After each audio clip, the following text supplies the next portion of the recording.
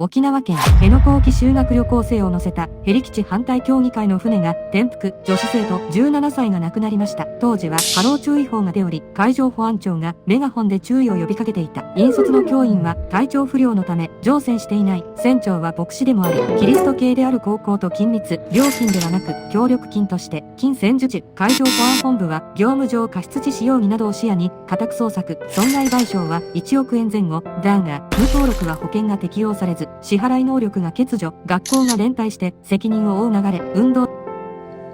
それでは市民団体の実名船長と学校の関係実名が伏せられていた理由金額と無登録という4つの面から深掘りします。市民団体の実名。今回の事故で転覆した2隻の船平和丸と不屈を運航していたのは沖縄県名護市を拠点とする市民団体ヘリ基地反対協議会ヘリ基地反対協です。当初報道で名前がぼかされていたのは捜査の進展家宅捜索などを待つ必要があったことや学校側との非公式な協力関係という複雑な事情があったためと考えられますが、現在は各メディアで実名が報じられています。どのような活動をしている団体か。この団体は主に以下の活動を行っています。米軍基地移設への抗議活動。名護市辺野古への米軍普天間飛行場移設工事に反対し、会場やキャンプ主枠門前で抗議行動を行ってい、会場からの監視案内。今回の事故車両となった抗議船を使い、埋め立て工事の進捗を海から監視したり、視察に訪れた人々に現場を案内したりしてい、平和学習の受け入れ、修学旅行生や研修団体に対し、基地問題の現状を伝えるフィールドワークの一環として会場からの視察プログラムを提供してい、今回の事故における活動の実態。事故当日、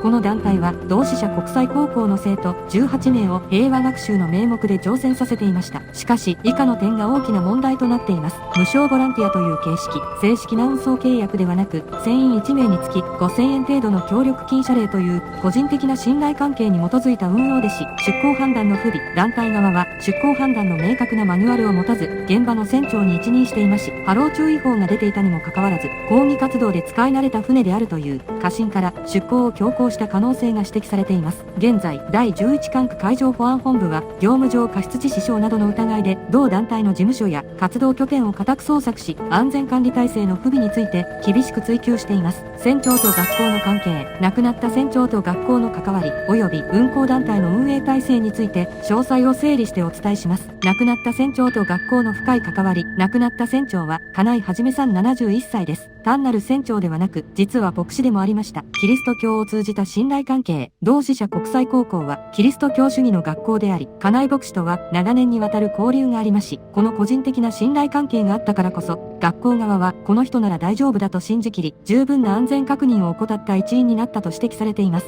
直接のやり取り。事故当日の受け入れについても、団体を通した組織的な契約ではなく、学校側と金井牧師が直接やり取りをして進められていまし、平和学習の案内役。2023年からこの学習プログラムが始まっており、金井牧師は生徒たちに海上から基地問題の現状を伝えるガイド役も務めていまし、団体の運営体制と安全管理の不備。運航団体であるヘリ基地反対協議会の運営実態について、家宅捜索や会見で明らかになった問題点は以下の通りです。出航判断の丸投げ。団体として風速何メートル以上は中止といった明確な安全基準を明文化していませんでし、当日は波浪注意報が出ていましたが、最終的な判断は全て現場の船長金井牧師に一任されていました。指揮命令系統の欠如。2隻不屈と平和丸が同時に出航していましたが、船同士の連携や緊急時のマニュアルが共有されておらず、先に転覆した不屈を助けようとして平和丸も二次遭難するという事態を招きまし、教育現場としての管理不足。事故当時、船の上には引率の教員が一人も乗船していませんでし、教員は体調不良を理由に陸に残り、未成年の生徒たちだけで危険な海域に出ることを許容していました。現在の状況。海上保安庁は3月20日、業務上過失致死傷の疑いで団体の事務所に強制捜査家宅捜索に入りました。押収された資料から安全管理にどれほどの法的不備があったのか、また学校側との金銭授受の性質謝礼化運賃化についても解明が進められています。学校側も第三者委員会を設置し、なぜ無登録の船に生徒を乗せる判断をしたのか、その管理体制を厳しく検証する方針です。実名が伏せられていた理由。今回の事故において船を運航していた市民団体の名前が当初から明確に報じられなかったり、伏せ字のような形で扱われたりしている背景には、日本の報道機関特有の基準と事故の政治的な側面が影響しています。団体名がぼかされている。主な理由。1、報道各社の実名公表基準。日本のメディアは通常、刑事起訴される前の段階や、公共性の高い法人株式会社などではない、任意団体の場合、代表者個人や団体名を伏せることがあります。今回は、業務上過失致死の容疑で、捜査が進んでいますが、容疑が確定するまでは、実名を控えるという判断が働いているケースが見られます。2、政治的中立性への配慮。この団体は、辺野古移設への反対活動を主目的としています。事故そのものと政治活動を切り離して報じる際、団体名を出すことで、反対運動そのものへの攻撃と受け取られることを避ける、あるいは運動の宣伝になることを防ぐというメディア側の過度な慎重さがあると考えられます。3、学校側との契約関係の不透明さ。正式な旅行代理店や運送業者としてではなく、ボランティアや学習支援の協力者という位置づけで参加していたため、法的な事業者としての特定が遅れたことも理由の一つです。団体が批判されている5つの理由。現在、SNS やメディア、遺族側からこの運行団体に対して向けられている批判の主なポイントは以下の5点です。1、無登録での旅客運送、白船営業、海上運送法に基づく事業登録をせず、安全基準のチェックを受けていない船で、高校生を乗せていたことです。これは本来、金銭の授受がある場合は違法であり、無償であっても安全管理能力が公的に証明されていない状態で運航したことが厳しく問われています。2、波浪注意報下での強行。事故当時、現場海域には波浪注意報が出ており、海上保安庁も警告を発していました。他の漁船や業者が出港を見合わせるような海峡の中で、経験の浅い生徒を乗せて出港させた判断ミスが最大の批判対象となっています。3、救命胴衣の着用と安全装備の不備。亡くなった生徒は着用していたものの、一部の乗組員や他の乗船者の着用状況が徹底されていなかった疑いがあります。また、小型船2隻がほぼ同時に転覆しており、1隻目が転覆した直後に、2隻目が回避行動を取れなかった運航体制の未熟さも指摘されています。4、教育活動への政治利用。修学旅行という生徒の安全が最優先される教育の場で、リスクの高い海上での抗議行動の見学や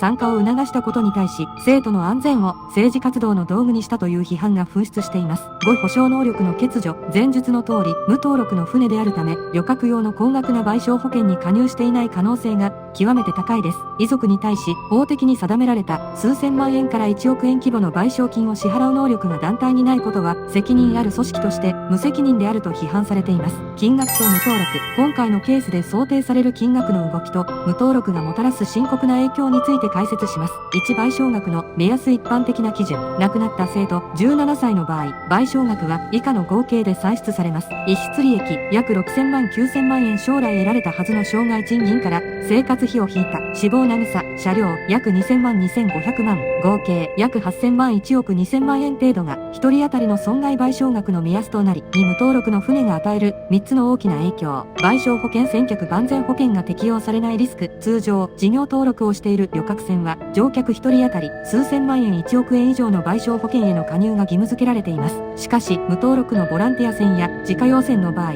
こうした高額な保険に加入していない、あるいは事業用客を乗せるとしての契約でないため、事故時に保険金が1円も下りない可能性が高いです。支払い能力の欠如事実上のもらい逃げ状態、保険が使えない場合、運航団体や船長個人が資材から1億円以上を支払う必要があります。しかし、ボランティア団体や個人にそれだけの資産がない場合、判決で1億円払いと出ても、実際に遺族の手元にお金が渡らないという悲劇的な事態支払い不能に陥ります。学校側の選定責任が格段に重くなる。ここが重要です。本来、学校は安全が担保された事業者を選ぶ義務があります。登録業者の場合、事故が起きても適切な業者を選んだと言える場合があり、無登録業者の場合、学校が白船無認可と知っていた、あるいは確認を怠って生徒を乗せた場合、学校側の安全配慮義務違反が極めて重く問われ、その結果、運航団体に支払い能力がなくても、学校法人が連帯して巨額の賠償金を支払う責任を負うことになります。参考的な見舞金税金共済、賠償金とは別に確実に入ってくるお金もあります。災害共済給付金日本スポーツ振興センター、死亡時に3000万円が支払われ、これは学校管理下の事故であれば、過失の有無に関わらず支払われるため、遺族にとって最初の経済的支えとなります。民間の保険、旅行保険、学校や生徒が加入していた国内旅行障害保険から保険金が支払われ、賠償責任保険の欠如、今回の船はボランティア運航として海上運送法の登録をしていなかったと報じられている。通常、登録には高額な賠償保険加入が必須ですが、未登録だったた場合、十分な保険金が支払われず、賠償が滞るリスクが生じます。4、公的資金税金の投入、救助と捜査、海上保安庁の出動11管区沖縄の巡視船やヘリコプターが投入されまし、これらは全て国費税金で賄われます。通常、海難事故の救助活動自体が民間に請求されることはありません。警察捜査費用、業務上過失致死容疑での家宅捜索や現場検証にかかる人件費資材費も警察予算税金から支出され、誤政治基地問題に関連する動き、警備監視費用、現場は普天間基地移設工事の警戒区域付近であり、日頃から多額の防衛予算税金を投じて民間警備会社や海上保安庁が監視に当たってい、事故対応によりこれらの運用計画やコスト配分が見直される可能性があります。結論、無登録であったために運航団体からの直接的な賠償は絶望的になる可能性があり、その矛先責任と金銭的負担は確認を怠った学校や引率組織へ強く向くことになります。いかがでしたか？この情報が役に立ったらいいねとチャンネル登録お願いします。